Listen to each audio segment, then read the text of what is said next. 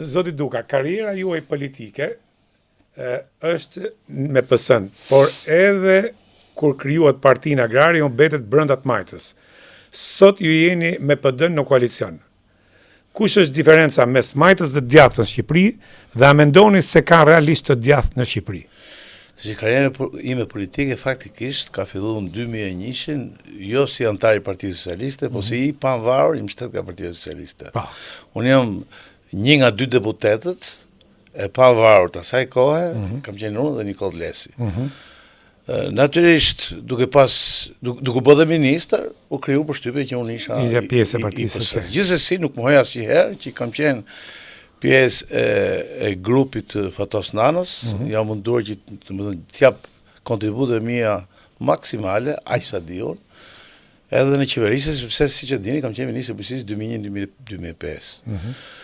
Më vonë pastaj ne morëm Partinë Agrare me Dalisi, them ne sepse s'qesh vetëm unë, por ishim disa profesionistë, një grup agronomësh, veterinarësh e tjerë, me propozimin e profesor Xhuvelit, i cili e kishte partinë ato momente, ka qenë viti 2016, po themi një fartisheze, edhe për arsye të problematikave që kishte ai familjare, edhe të moshës e tjerë.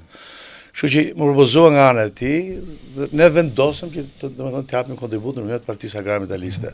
Faktikisht s'kemi qenë asnjëherë majta, sapo e kemi marrë nga 2016. Gjithkohë kemi qenë në opozitë fatkeqësisht. Pra kemi qenë ne, domethënë kemi qenë me Partinë Demokratike kur kryesohej nga zoti Basha.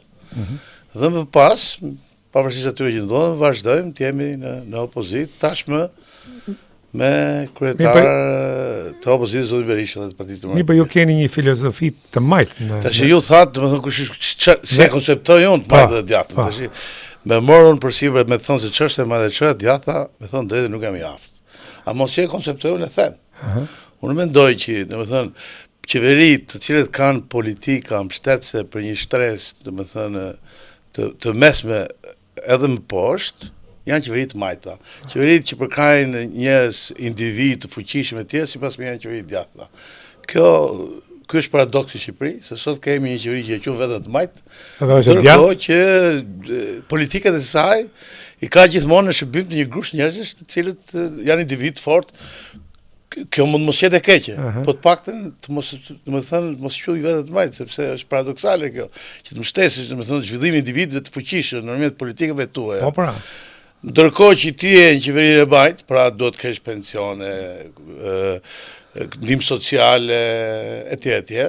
Pra ato që i shërbejnë masave të gjëra, kjo do të thotë që është ajo që siç u thash paradoks. Mundohet kryeministri aktual që këtë ta elaboroj si temë, që domethënë pavarësisht se ne përkrajmë etj, por kjo i shërben zhvillimit ekonomik të vendit, kështu që në filozofi, sipas tij, ne vazhdojmë të jemi të majtë.